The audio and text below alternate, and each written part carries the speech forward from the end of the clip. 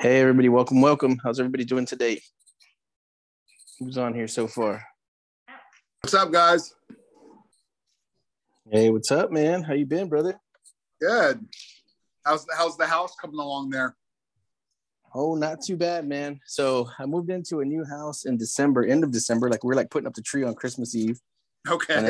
And then we got the hive base going up. So a remodel over there, 2007 house that nobody has ever done any kind of like love on. So I got those remodels going, and then I bought 3 mobile homes on an acre, and I got those remodels going. So absolute madman right now. But yeah, so far so good in all fronts. That's awesome. How you been, brother? What you working on? Still crushing it? Have you seen any kind of like steady ups or slowdowns or anything, or things still moving? Things are bustling. So got like maybe 12 deals in contract right now. Moving those. Doing a deal with you guys through Ray and Junior in Florida. Sick, dude. Okay, nice. Are you the one that found the buyer for that deal in Florida for Ray? Yeah. Oh, dang. Okay. Yeah, nice, man. That lot in Florida is literally across the street from a lot I bought like 2 months ago and ended up selling to another guy. So when I saw that, I was like, holy smokes. Like I literally just bought a lot there 2 months ago. So I ended up finding the guy. I closed on it myself and just held on to it and wasn't sure what I was going to do with it. And then ended up reaching out to this guy I saw had bought a couple other things at like top dollar. So I just asked him if he might be interested. And he said, yeah. And we agreed on our price. So I went back to him on this one. And so hopefully we can get that closed here in the next 2-3 weeks.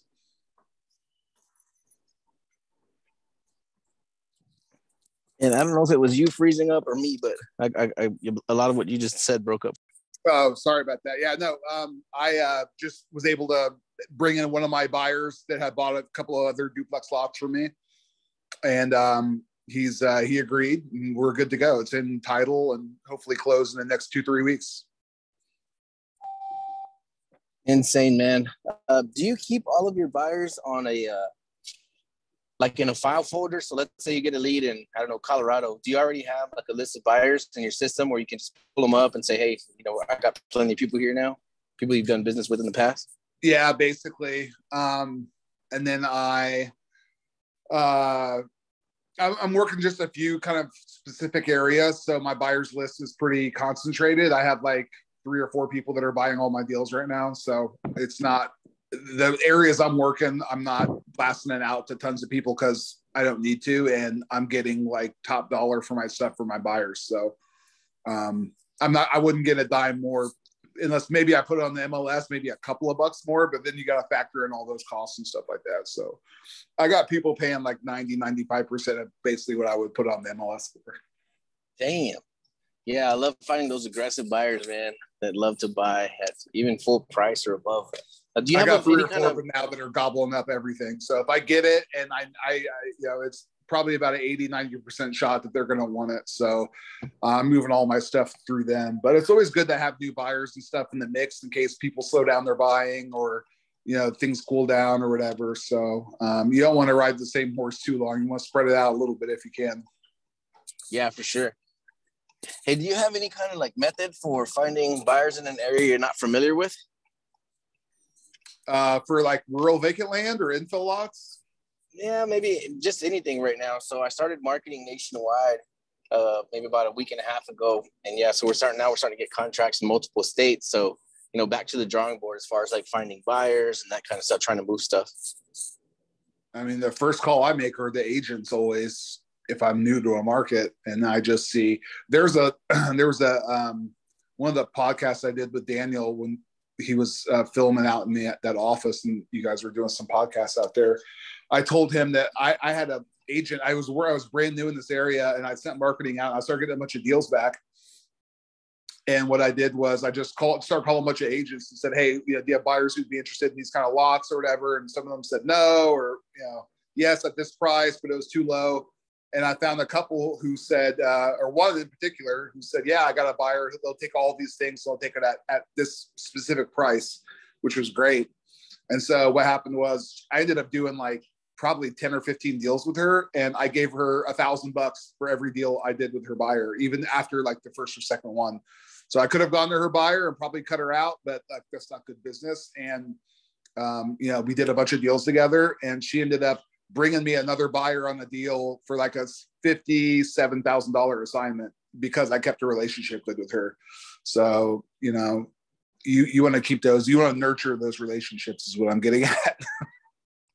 Dude, I love that model. So yeah, anytime I do a deal with somebody, if somebody brings me a buyer or they bring me like a lead source, yeah, I'm like, in my mind, I'm like mentally tagging that person forever now. So yeah, I try to do the same thing, try to keep the lines of communication open, try to keep the checks flowing instead of thinking like, hey, yeah, well, I already got this connection. So now I'm just going to like monetize it for myself. If you go out and find the buyer on your own, sure, of course, you need to nurture those relationships too. And there's no reason to just like hand out money for no reason. But on deals where agents, and some of these buyers are protective with their relationships with their agents because they don't want to deal with anybody else. They only want to deal with the agent that they kind of have bringing them deals. That's not everyone, but sometimes that happens. And that's the case with one of these buyers I'm working with through an agent, and they only want to deal with the agent. So that's fine. And so whether I make $3,000 or 20 grand, we have a deal where she gets $1,000 for every time her buyer closes. So, she's made money just literally off her relationship. She doesn't do anything. She doesn't even do any of the paperwork. So I look at it more as like kind of like a partnership, like a non-formal partnership. It's kind of a handshake deal, but it's a good way to do that. So if you're new to a market, just reach out to, you have to call like 20, 30, 40 agents. Like it's not, rarely are you going to get somebody on the first or second call that's like going to, rock your world. Most of them are, you just got to kind of weed through a lot of them. But once you find a couple who are investor friendly and have buyers lists and have people they work with, and they have their ear to the streets about what people are looking for, or have pocket buyers and stuff like that, it goes a long way. But you just got to burn the phones to find somebody who can do that. How do you find those agents, man? Is there one place where they all gather? Is there a list somewhere? I just go on the listings and find out who the buyer's agent was for sold listings. Is that like just I guess MLS or PropStream or something? Just go on Redfin or Zillow, or I like Redfin. Redfin's my favorite of all those sites. I'm not a big Zillow fan, but it's fine. It has its place. Redfin doesn't cover rural areas. It usually only covers major metros. So you can't always get Redfin data in certain places. Zillow's okay. It's fine. But if you go in and just basically look at, you can call the listing agents too, because a lot of times they'll have buyers, but for the most part, I look and see who the buyer's agent was on any type of deal that is similar to what I have under contract. You got 20 acres out somewhere, try to find somebody who sold 5 to 40 acres or 5 to 100 acres, 10 to 100 acres, and just call every agent that had a listing, represented a buyer, anything, and just introduce yourself and ask away. I've sold plenty of deals that way. They don't always work like that, but it's a great way to start, especially if you don't know anybody. Yeah, great info, man. I appreciate that. Yeah, that's what I'm gonna do. We're also, getting you just leads. Pull a cash buyers list on PropStream for the type of, anybody that's bought 20, 30, 40, 50 acres, 100 acres, whatever it is. You can pull those cash buyers on there and just skip them and text them or call them or whatever too, if you don't want to go the agent route or in addition to it. I've heard of that. Yeah, I've never tried it. I've never tried PropStream, but I've heard people doing that, or like looking up the agents that have been on deals before.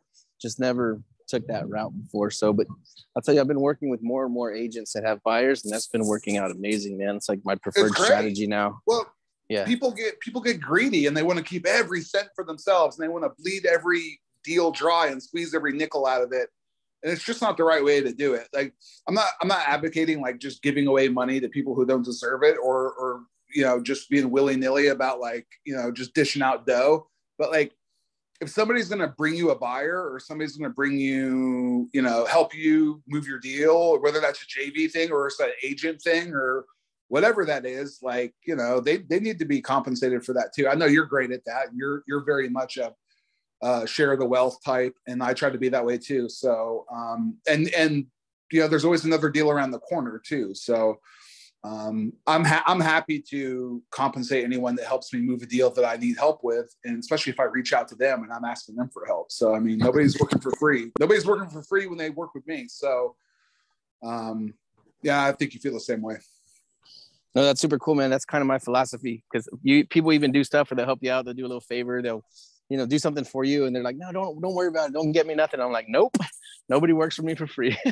No, I mean, it could be something as simple as lunch or dinner, or $100, or if it's more formal, put them on the HUD and they get 1,000 or 2,000, whatever you agree upon, something. Of course.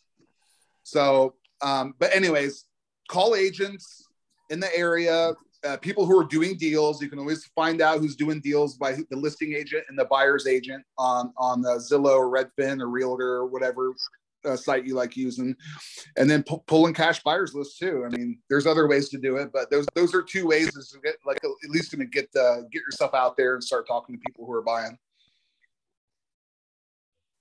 Awesome, bro. All good tips, man. Thank you for sharing that. I hope everybody that's listening is paying attention, because even for myself, somebody that's been doing this for over 3 years, I mean, we all have a lot to learn. So everything that I was just saying right now, I'm like, yes, yeah, this is exactly what I needed today to take what I'm doing right now to the next level, bro. So we appreciate you.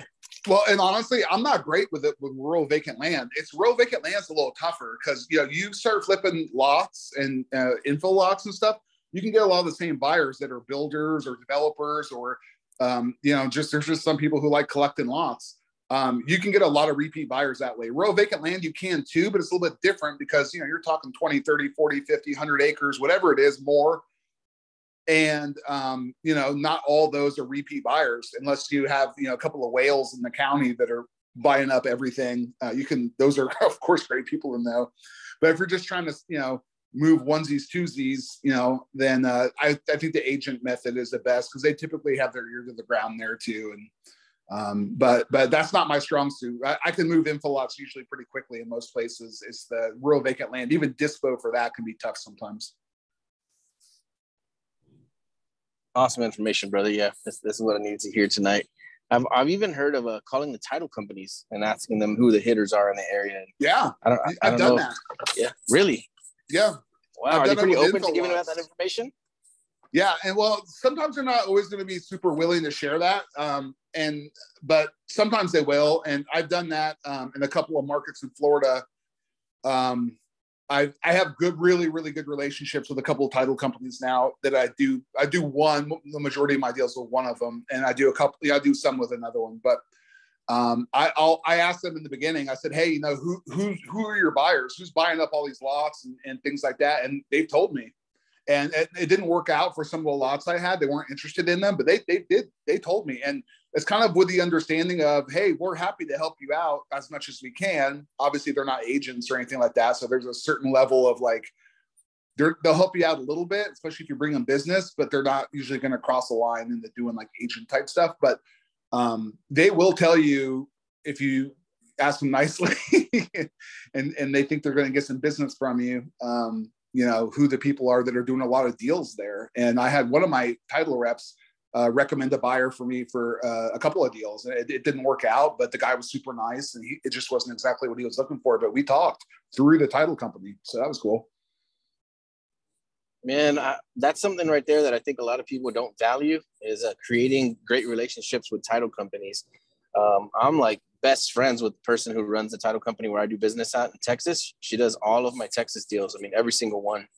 And they just bend over backwards for me. One time I got there, honestly, man, it was like 9 or 9:30 at night. Everybody in the title company's walking around with their shoes off. I mean, they're still working on our files like in the middle of the night. I want to say it was like a Friday night or something, dude. I'm like, oh my God. I'm like, go home. Like, please. Like, they were trying to get caught up on some files. And I was just like, I brought them like drinks and I brought them dinner and everything. And I'm like, I wish you guys would go home.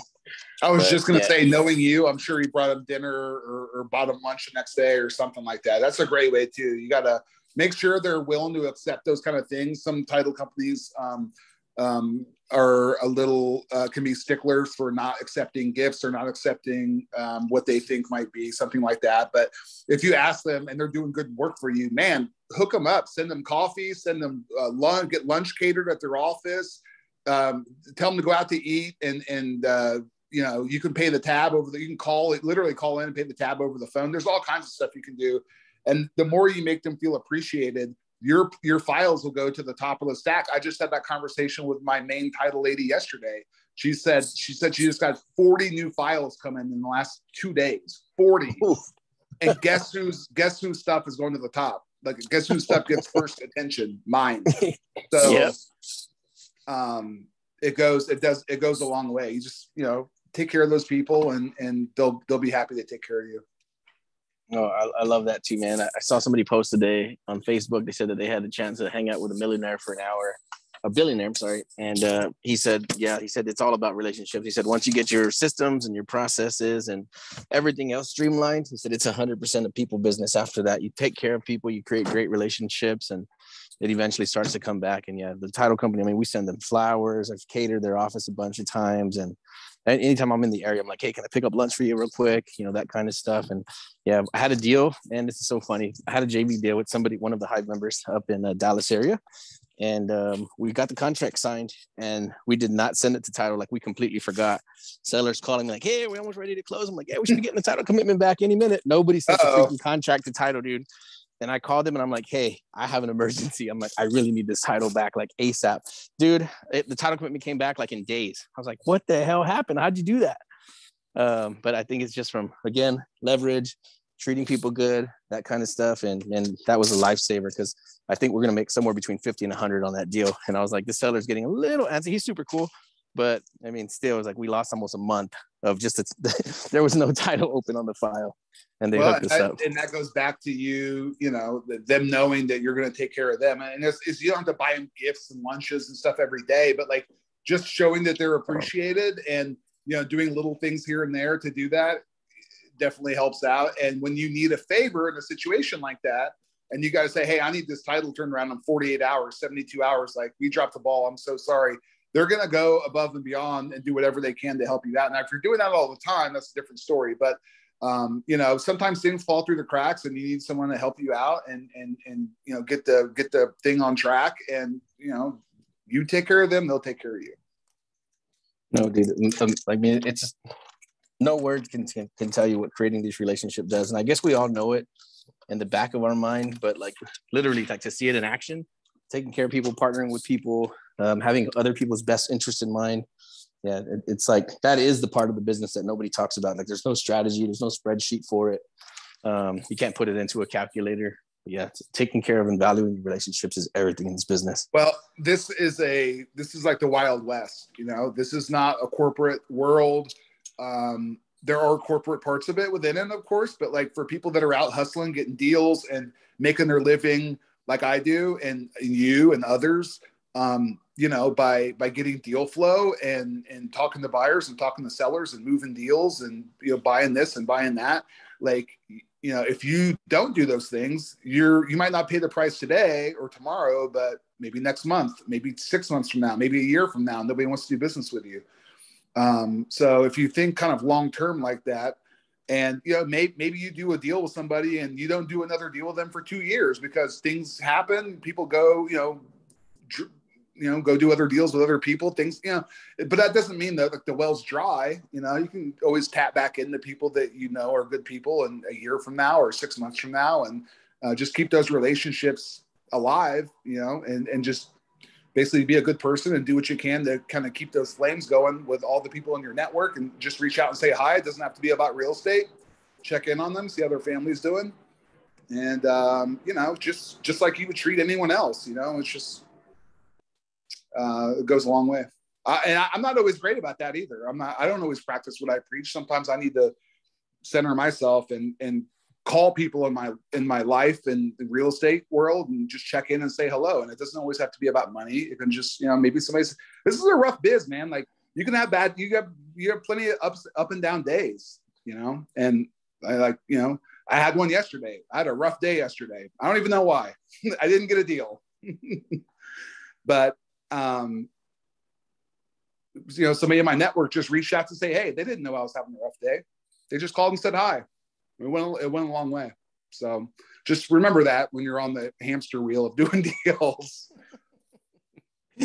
Yeah, I think this is a business where you can get stuck on the hamster wheel and you forget to make contact, you forget about people. I have unanswered text messages, and somebody texted me yesterday, and she's like one of my top team members, so she didn't take it offensively, but she's like, I'm not even gonna text you more. You don't even text me back. And I'm like, oh my God. Like, I saw the text message. And I'm like, okay, this is too much to text. I'll call her when I get a chance. And I just never called. So yeah, touching base with people, checking in with people, because I have those days too. I have some days where I just wake up and I'm like, I'm just not doing this today. So it's not working out. Yeah. So huge part of this business, man. It's super, super important. We can all drop the ball. I don't care how good you're doing. Everybody has bad days. And yeah, it's good to just check in on somebody. I called a friend of mine. He had a baby, and I'm like, hey, congrats. And he's like, for what? I'm like, oh, the new baby. And as we got to talking, he's like, yeah, the baby's 30 days old. Like, oh my God, I so meant to like drop by, call him, everything. But yeah, time flies. So yeah, touching base with your people that you love and care about. And it does a lot of wonders for this business, even in your personal life. It's not all about business, but yeah, I feel you on that. But especially within this business, and you're constantly making new relationships and meeting new people, and nurturing old relationships, creating new ones. And sometimes people fall by the wayside, things don't work out, whatever.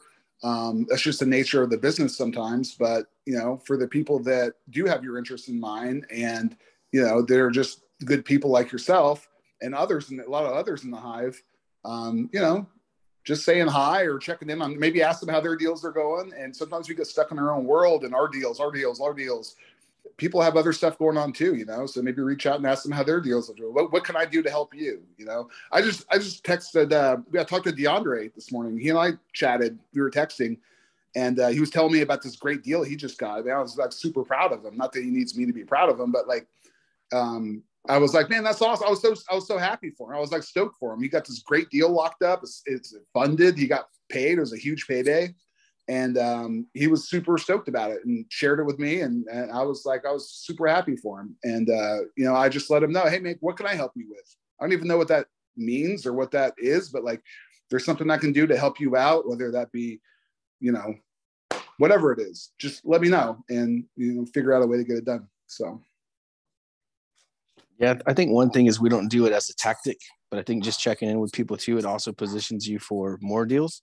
Sure. Right. So you just call somebody and say, hey, just checking on you, man. How's it going? What are you up to? Anything I can help dispo? Just to see what's up. Like I said, not even about business. And sure enough, yeah, they'll be like, hey, as a matter of fact, I got something I wanted you to take a look at. And then bang, there we are, off to the races.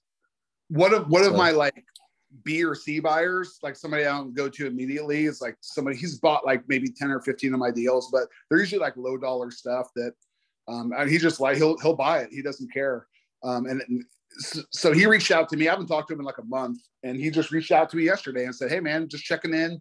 Got any deals? Got anything cooking? I'm looking to buy some right now. Send me what you got. And I had 2 deals kind of floating in my pipeline that I kind of forgot about. Honestly, they're sitting in my CRM at the bottom, and I had the contract. I was working on some bigger deals, more money, and I just kind of forgot about these two. To be honest, they're just sitting at the bottom. And we locked him up, and I got him assigned that day just because he reached out to just touch base. And it's, it's not a ton of money, but we're going to get these deals. He closes. He says he's going to do it. He's going to close. His title company's good. And we just got the assignment off, and, probably get paid in a couple of weeks. And, it's not a ton, but, just literally him reaching out, I probably would have not forgot about those, but they just weren't top of mind. So.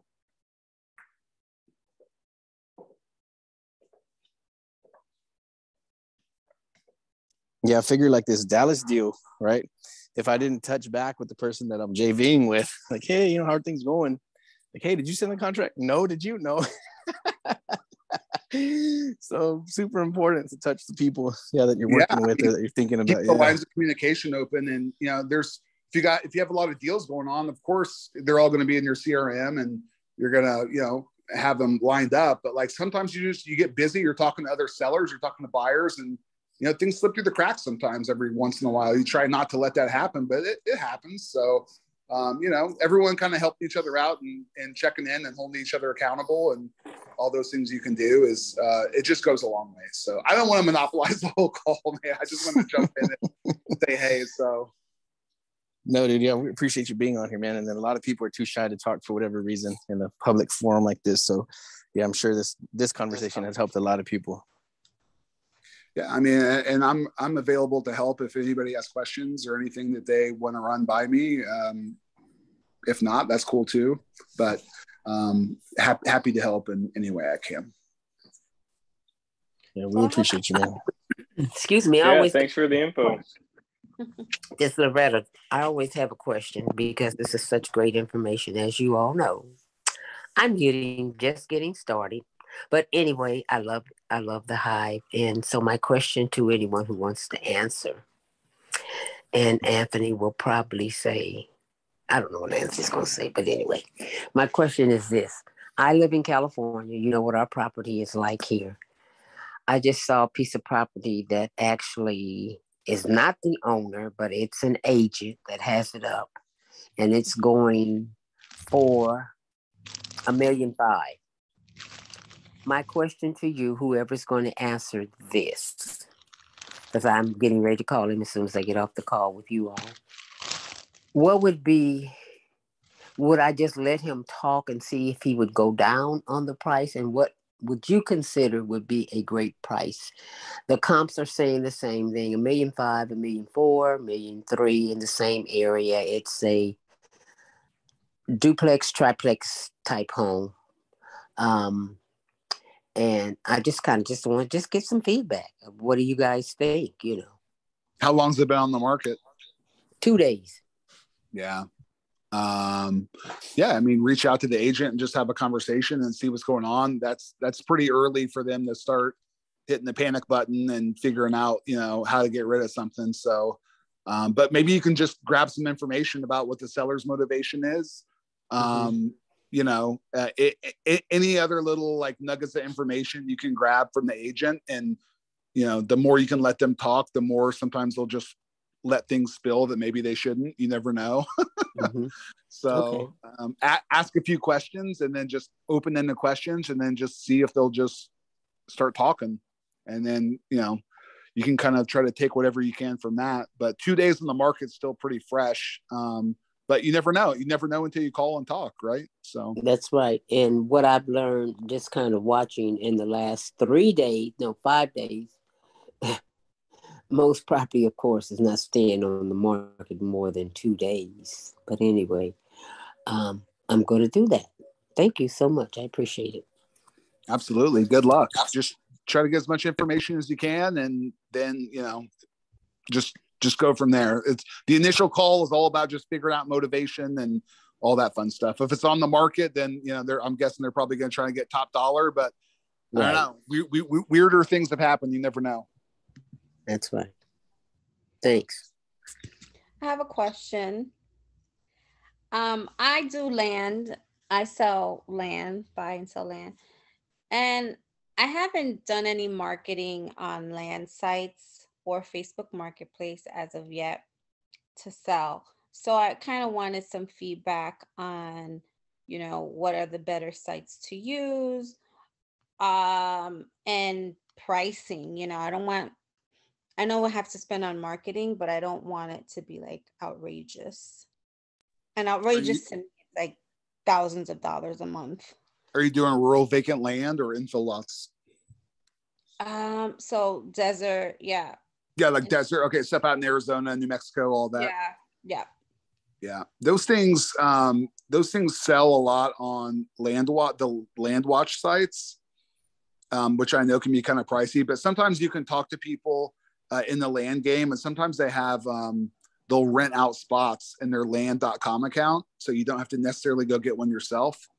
I know some people out there that do that. They might have like a platinum membership or whatever it is, where you can get 10 or 15 listings. And if they don't have all their properties up listed, they'll rent out spaces on their land.com sites for others who want to put their listing up there for a certain amount of money.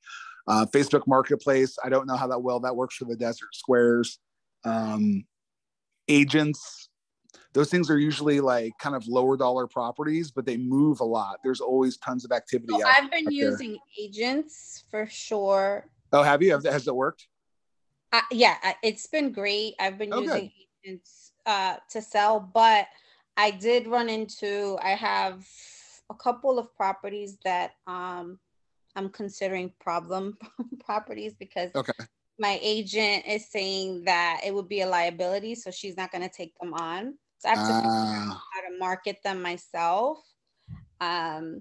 and I'm still kind of working through that and getting the information, but I kind of have to go that route to kind of move these properties. And why are they problem properties? Are they like in wash zones or something?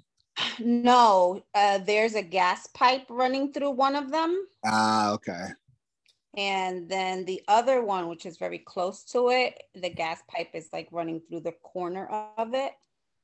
Call the neighbors of all those properties and ask them if they want to buy it. Yeah, so I was gonna pull data and kind of send some letters to them first. I wouldn't even do that. I would call them, figure out who the parcel owners are that are you can send a letter, of course. I would also, if you're going to send a letter, I would also skip them and call them, because nothing beats a phone call or a text if you can get through to them. The letters are great. I like them, but especially when you're reaching out to neighbors, a phone call or a text, you can just reach them so much more immediately. And sometimes people don't open their mail, or they just get it and throw it away. You just never really know. So I would do both of those if you could, and just see if there's any interest there. But if not, and the agent doesn't want to take them on, did you buy them, or are you like assigning them? I bought them. Yes, I bought them, and I feel like I definitely gambled on these, and I'm not happy with how much I paid for them. They were pretty expensive, expensive to me. Sure. Yeah. So I've tied up about close to $5,000 on each one. So I'm trying to figure out what's the right dollar amount. Should I just try to break even, with them? What do you think is okay? So let's just take break even out of it, which is always a possibility.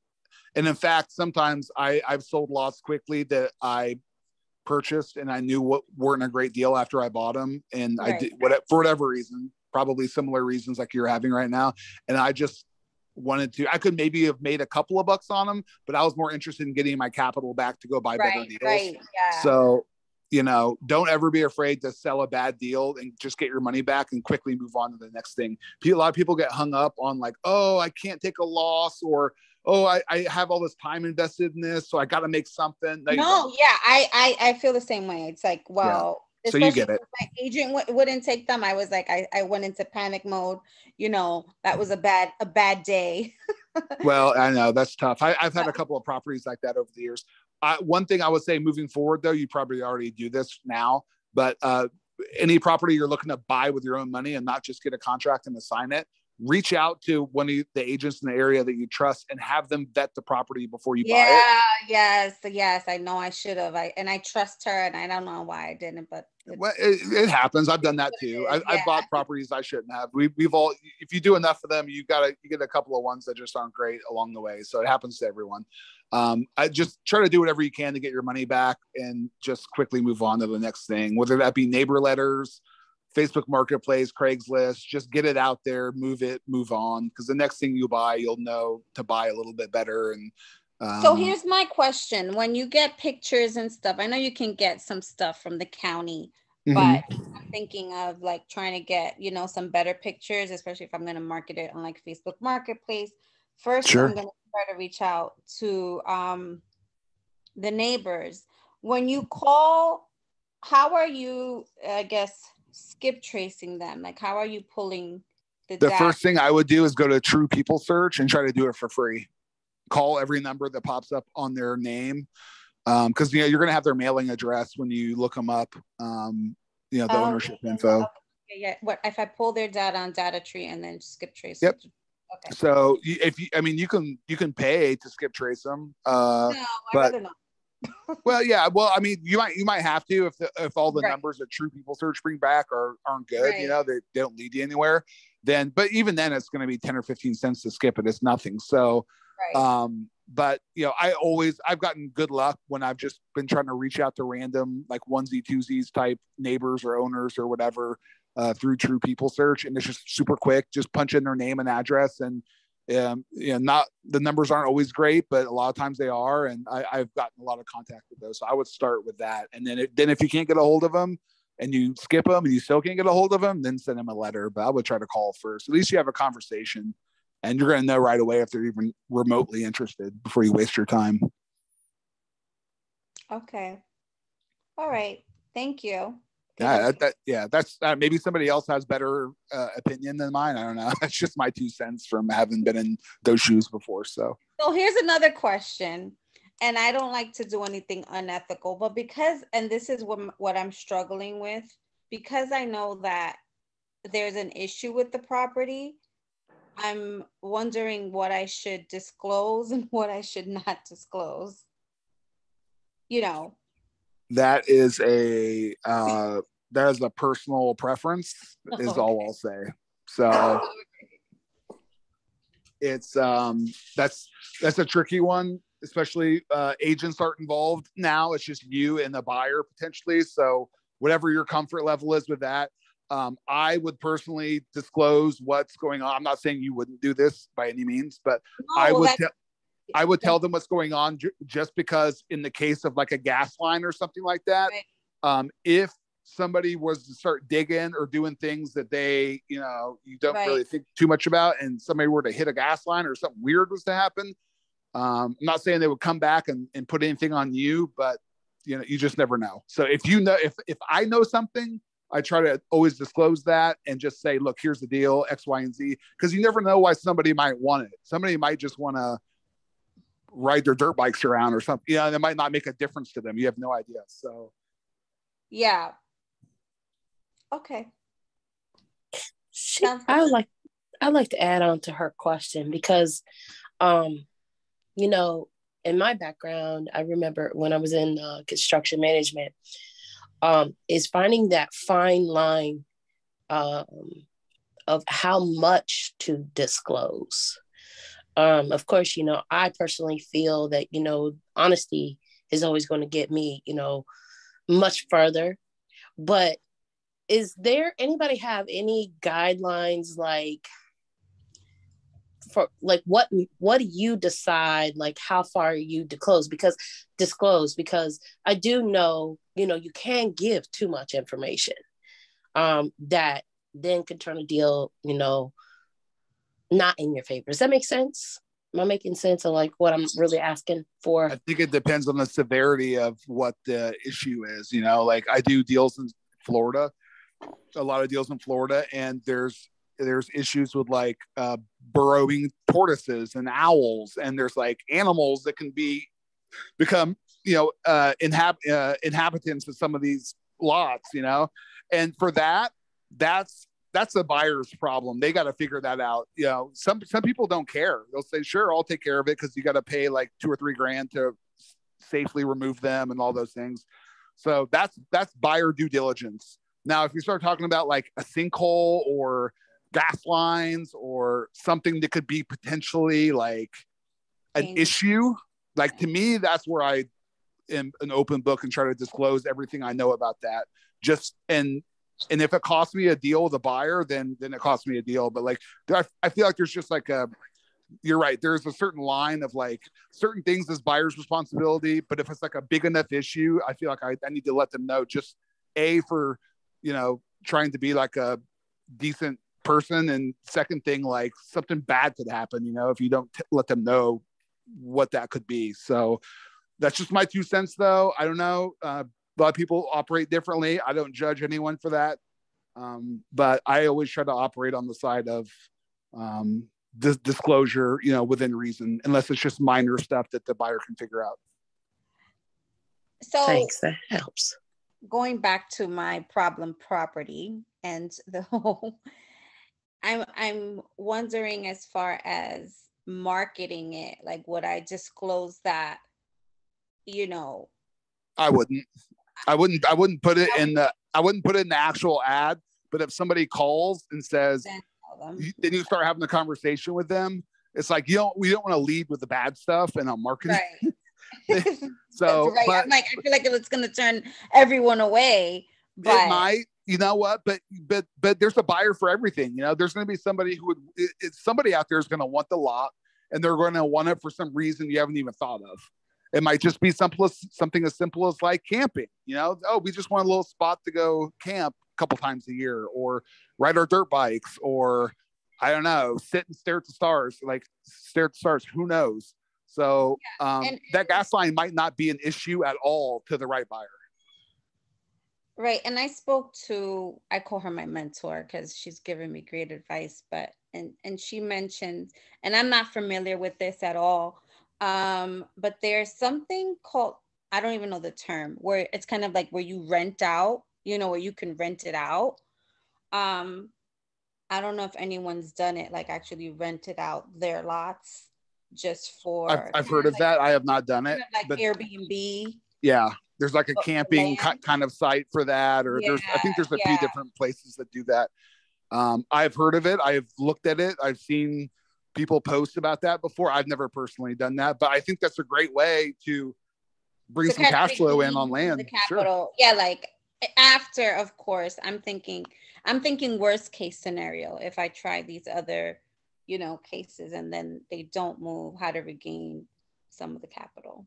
Absolutely. I know it's the you know, the handful of lots I've had or properties I've had in the last few years that just turned out to be not great. It's just, it eats up a lot of your like mental capacity. It's like, oh, I just want to get rid of these. How do I get rid of these and not lose money? But yeah, but you know, but sometimes like I had a lot that I thought I kept saying it was a bad buy. Because I had spoken to a realtor and then the realtor was like, oh, this is not in a good area. And so after that conversation, I was like, but so then I got someone else to move it. And it sat for a couple of months, but he found a buyer and I profited off of it. So I was like, well, you know, I mean, again, kind of going with the, you know, there's a buyer for everything. And I was like, do whatever the buyer wants. Let's just get it done. No, I mean, call other agents too, and just say, hey, if you don't have it listed currently, call every agent you can find and see if they have a buyer for it, and you know, let them know you'll pay them $500 or something to bring a buyer to the table. But you might not want to list it with them, or you might not want to list it with an agent.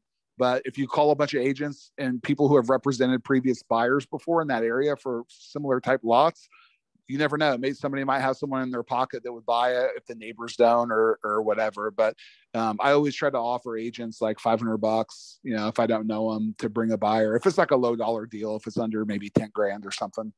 And a lot of times, you know, if they just have somebody that they know, they'll call them. And if it works out, then they get a free $500. So that goes a long way.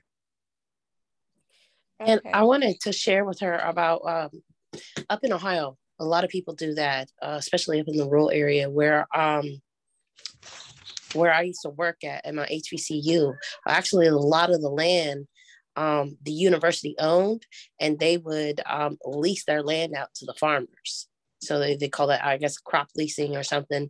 But I was even thinking about, even if I'm not sure what type of land you have or lots you have, but you know, even if it's not a rule or anything like that, but there's so many different avenues, like you said, it could be used for a nature preserve. So, you know, somebody that does research and whatever like that, and they need a lot of land undisturbed, you know, there's so many different avenues to think about. Right. I think one of the things that I need to get stronger in is just marketing things on my own, which, you know, that's why I like the agents, because it's kind of like, I like to focus more on the acquisition side. And then, you know, I don't care to give, you know, a cut to them as long as there's, you know, enough spread, and pass it along. So when things like now that I'm kind of running into, there's a few other properties that I have that I kind of just been holding on to just because, you know, it's low taxes, and I'm like, okay, well, I'll figure this out later. Let me move what I can move.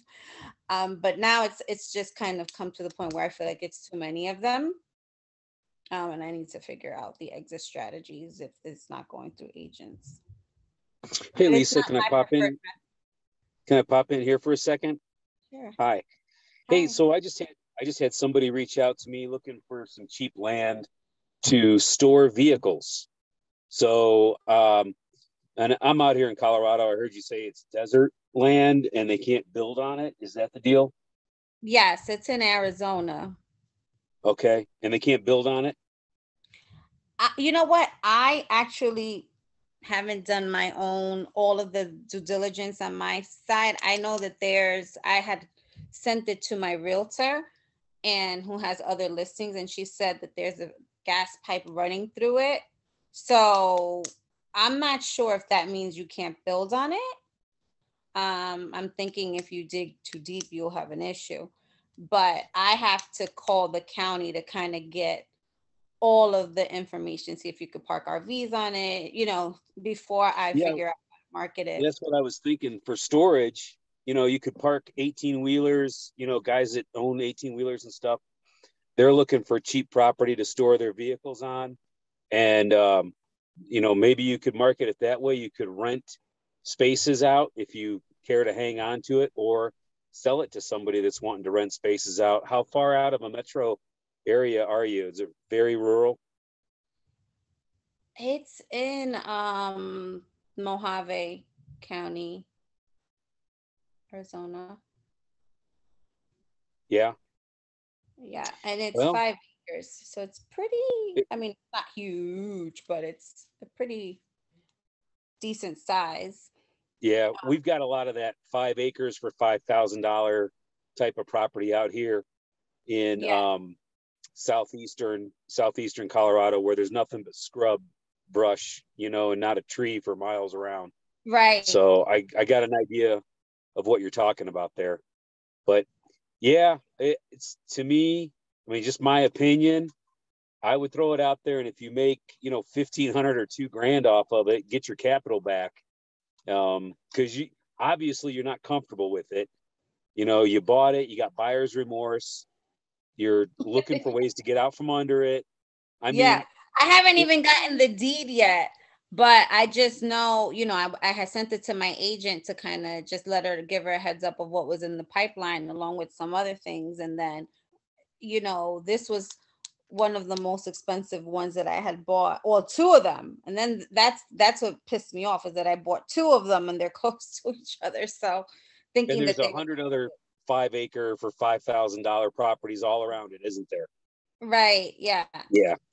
Yeah. I know exactly what you're talking about. And you can't even put, I mean, it's desert. You can't even put cattle on it or anything, right? Right. Yeah. It's, you know what that is? That's an airplane graveyard. Is Right.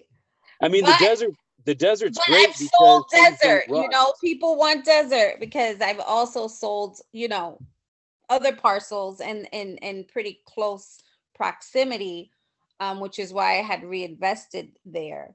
So Hey, again, somebody wants to run their sand buggy or something around on that. But I think, just listening to you talk, I would market that to storage, vehicle storage, truck storage, trailer storage, something like that.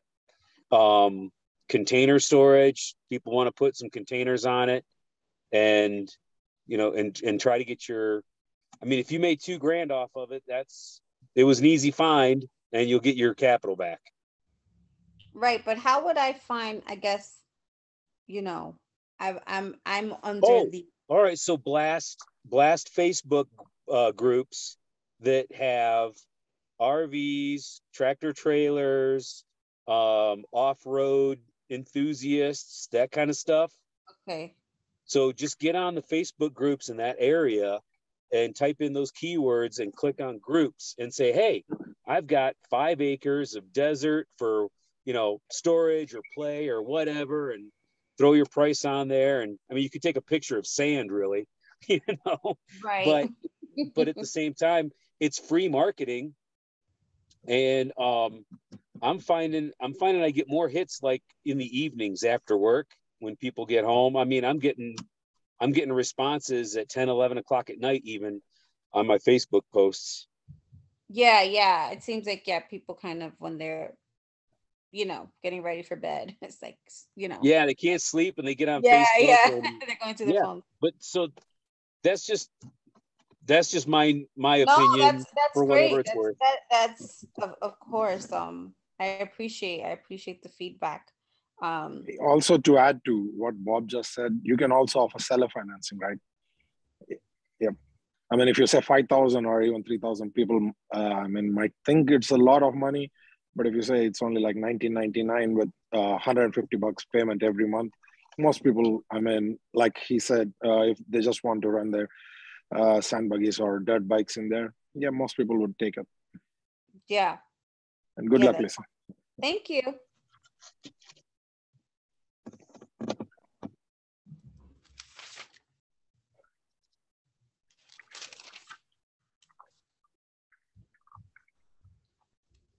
One thing I wanted to mention, I guess it really depends on the property, but what I'll do sometimes if I have a bad lot or something that, I'm not super, super excited to sell, I will put all of the bad stuff in the ad, all of the description, like everything that I don't like about the property in the ad description, and then just market it heavily, right? Sometimes it's a boosted ad on Facebook Marketplace, because what that do is that filters out all of the buyers that are just going to message you. Because what I have found is in the past is, I got 1,000 text messages or inbox messages on Messenger trying to move a property, and as soon as they find out the bad part, now they're not interested. So I turned it around and put all the bad stuff up front, and then do a real heavy push on it. Like Matt said, even just lower the price so much so where you just break even if you got to take a little loss. I think people in business are afraid to take a loss, but me for myself and my roofing company, which I don't do anymore, I sent out a mailer campaign of like $8,000 and I got 0 projects off of it. So if you have to take a little loss every now and then to move faster, to move on to something more important, to save your time and energy, then I highly encourage people, don't be afraid to just go backwards a little bit to go forward, because sometimes your time is more valuable, your mental energy is more valuable, those kinds of things. I agree. It's taking up a lot of mental space, as you can see. And it's frustrating, right? We feel like, man, I'm just getting ahead, or I'm just getting to a point where I feel happy or I feel comfortable where I am. And then bang, you got to take a loss. You're like, damn it, I wasn't ready for that. And sometimes that is the way to move forward. I wouldn't get too hung up if you got to go backwards a little bit, because not that I'm like ultra successful, right? I'm not a Grant Cardone or nothing, but man, I've taken some losses, and I'm also not afraid to take another one. It's just kind of part of the business. It just really depends on how much time do you want to spend with the property or something that you're just not interested in. Right.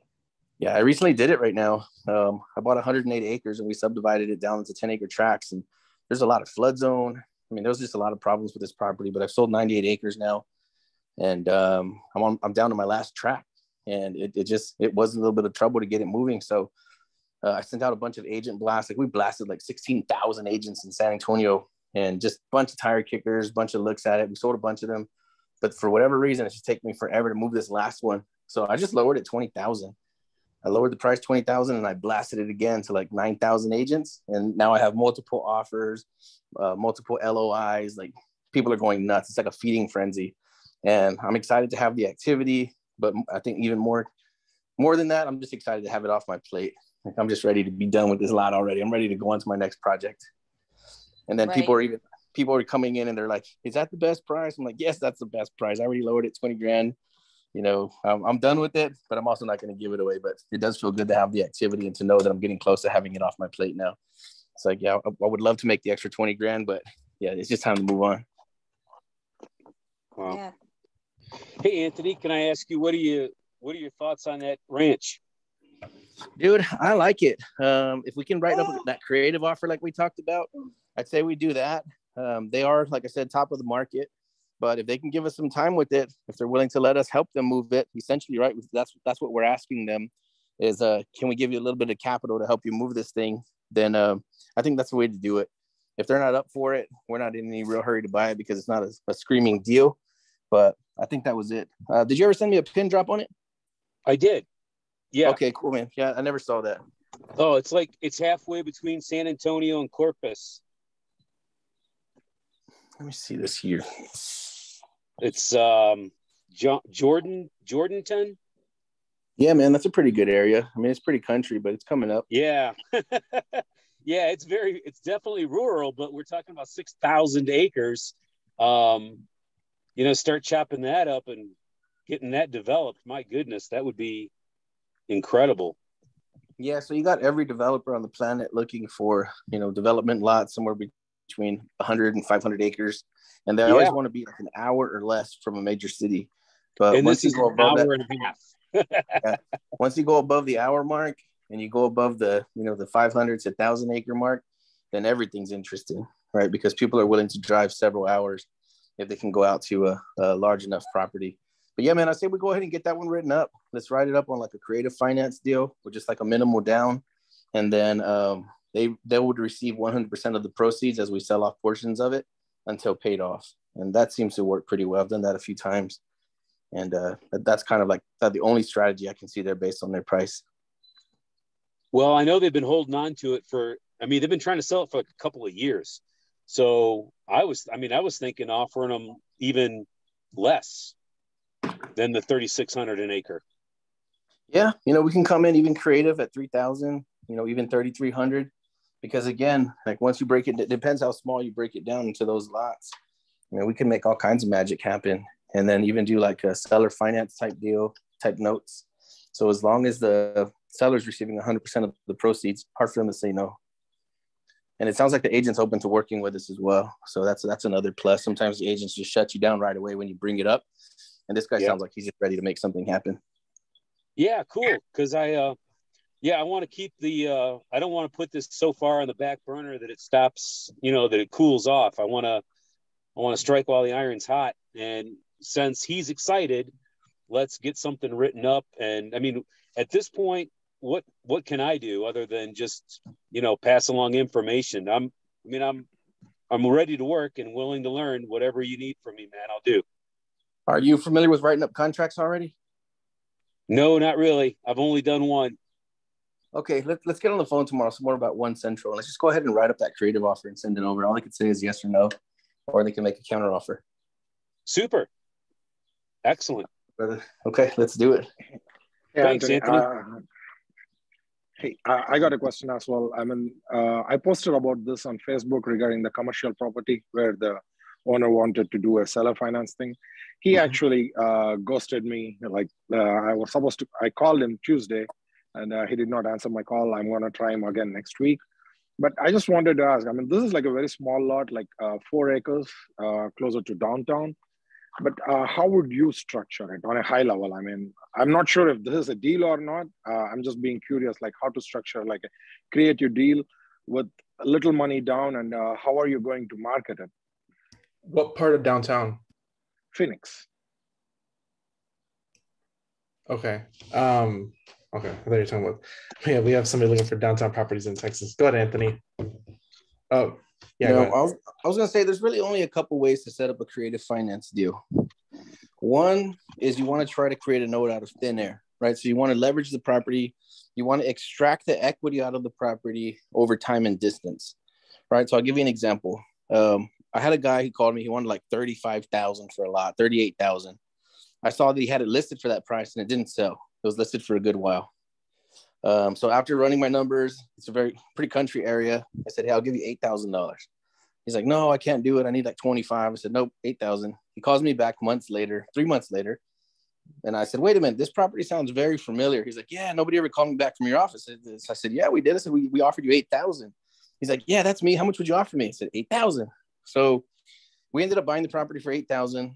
I found a buyer before I closed at 8,000. They put 8,000 down and $400 a month for 5 years. Right. Wow. So we turned it into just a free note without anything from me, maybe just some closing costs. So that's one way to set up a creative finance deal, right? Is where you have the new buyer, you're selling it like at top of retail or right below, where they'll put their down payment matches your purchase price, right? So that's one way to set up creative, like you're creating notes out of thin air. Those deals are actually more abundant than one might imagine, depending on how much marketing you're doing. The second scenario is the seller wants too much for the property. So there's something that you need to consider. He wants too much for today's market, for today's date, right? So on March 24th, right, 2022, he wants too much for the property.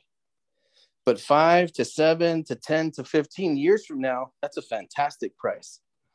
So you need enough time so that you can ride the appreciation to make that into a deal, right? So the property's worth 100. The guy wants 105.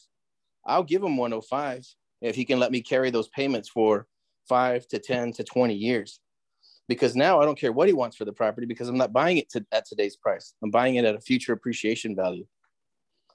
So the deal might look like this. Property's worth 100. The guy wants 105. I say, cool, I'll give you 105, but I'm going to give you equal payments spread out over 10 years. And he says, that sounds great. It sounds fine. So that's all you're doing is you're just giving monthly payments.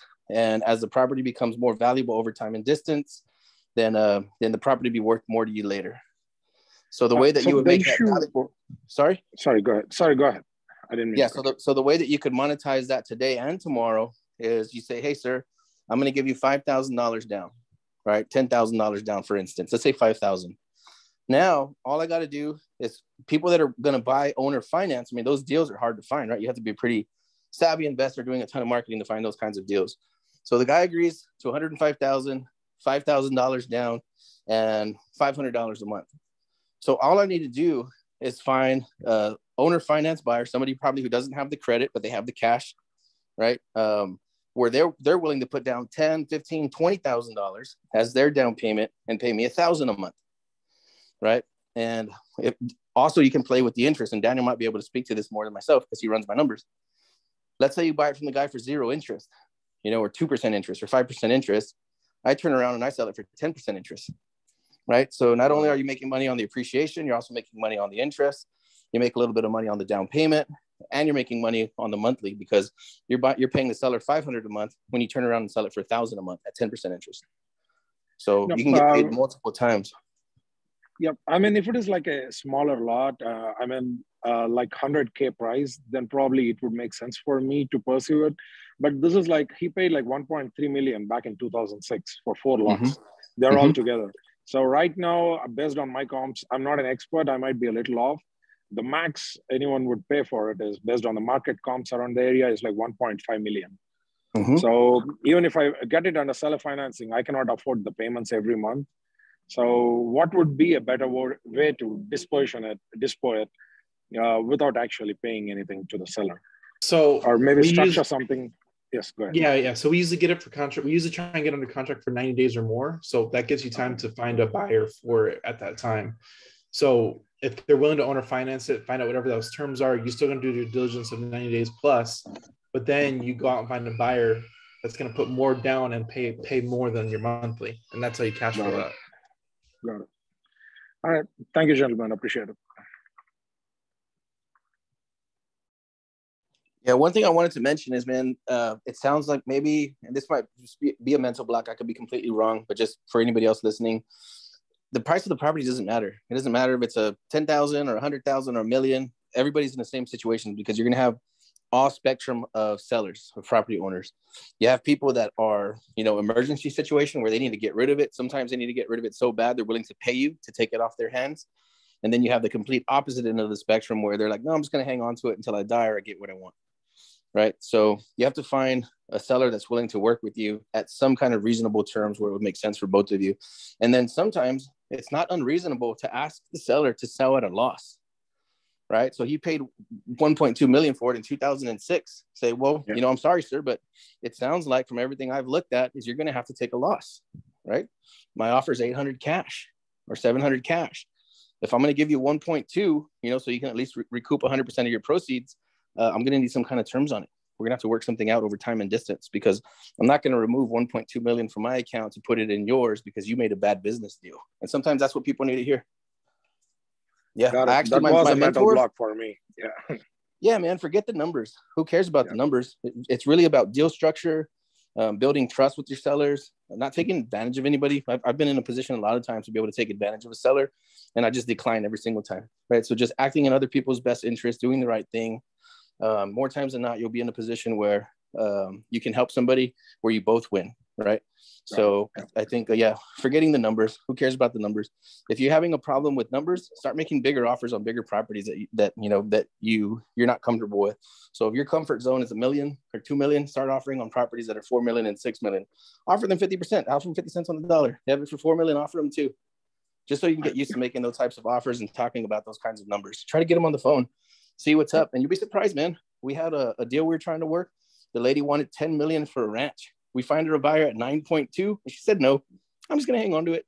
But it felt good to me to be talking about a property that's worth $10 million. I got all these agents calling my phone, you know, so stretching yourself out, getting outside of your comfort zone, all that stuff goes a long way. Got it. Thanks a lot, man. That was much needed for me. Thank you very much. Heck yeah, brother, man. Thank you for bringing it up and for giving us those scenarios so we can have these conversations. Yep. I guess that's pretty much it, guys. That's the Thursday call. It's been about an hour. We have canceled until further notice the Saturday clubhouse call. It just feels like we just had a bunch of things going on, and you know, asking people to jump on 3 calls a week. It seemed to be a lot. So we're gonna have our Monday call and our Thursday call at thehiveislive.com, like you're on right now.